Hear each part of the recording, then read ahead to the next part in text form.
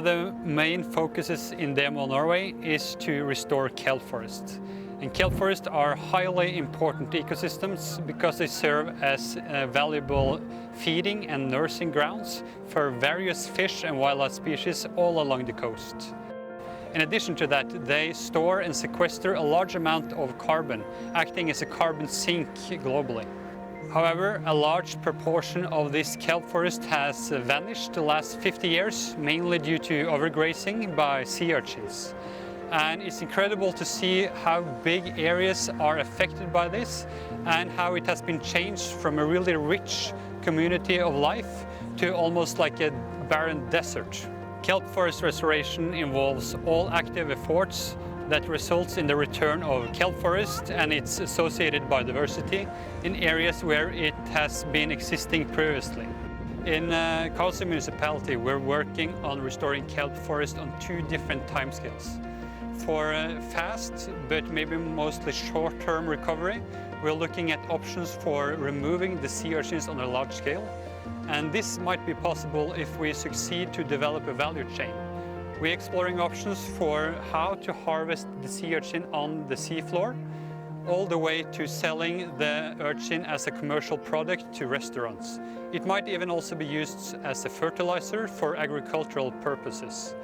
In addition to that, we explore options to make use of voluntary divers and also tourism actions to contribute to the removal efforts. And the other type of action is more related to the long-term health of the ecosystem, because it is thought that the initial explosion in sea urchin was caused by a period of overfishing of large predatory fish like the cod, the wolffish and the haddock. And of course, if we want to keep these ecosystems for the future, for the long term, we need to re-establish these coastal fish stocks.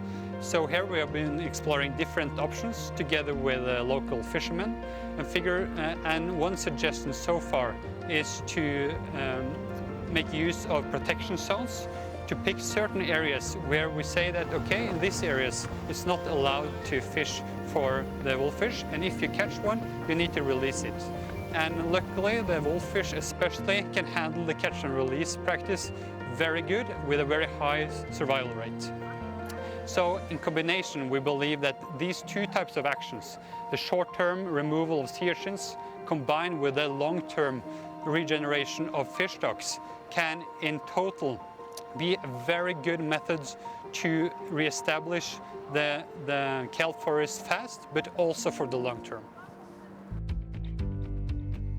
In the Norwegian Living Lab, we are working together to identify solutions to halt the decline of seabird populations. We are developing novel techniques to monitor seabird colonies, as well as to track seabird species over the whole Atlantic and Arctic sea basins. Okay. So the main cause of seabird decline is lack of food and predation. So you could do all these things. You could reduce bycatch, you could remove non-native mink, and you could raise awareness of egg collection, but that is not enough. You have to restore the whole ecosystem. And to restore the whole ecosystem, you have to work together with all people to find creative solutions that will bring back the kelp, bring back all the biodiversity in the kelp, which then will increase the food items for seabird populations. To achieve our goals, we are engaging the local communities in all parts of the process. We are using art, we are building underwater gardens, we are having co-production workshops, and all of this to develop creative solutions to halt the decline of seabird population, which will benefit all, the seabird, the fishermen, the tourists, and everyone.